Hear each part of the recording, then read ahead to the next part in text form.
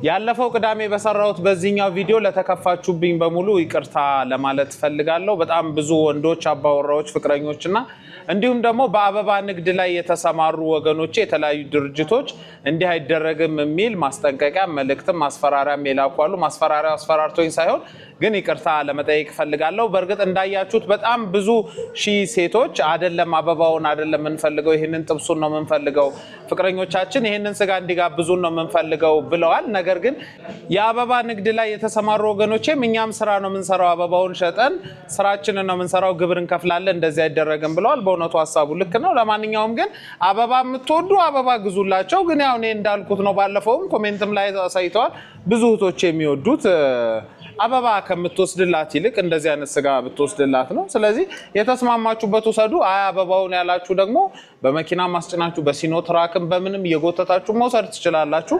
ይመቻችሁ። አበባ ነጋዴዎችን ባላችሁበት ይመቻችሁ። ያለነው 49 ኃይሌ ስፔሻል ቁርጥና ክትፎ ነው።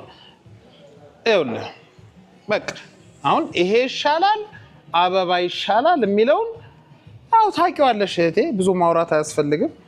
ስለዚህ እንደሚመቻችሁ አድርጉ። አያት 49 ከመጣችሁ ወደ ሆሴ ሪል ስቴት መሄጃው ጋር በስተቀኛችሁ የመጀመሪያው አስፋልት ስትታጠፉ ኃይሌ ስፔሻል ቁርጥና ክትፎን ታገኙታላችሁ። ቂሊንጦም አለላችሁ ለማለት ነው። ይመቻችሁ።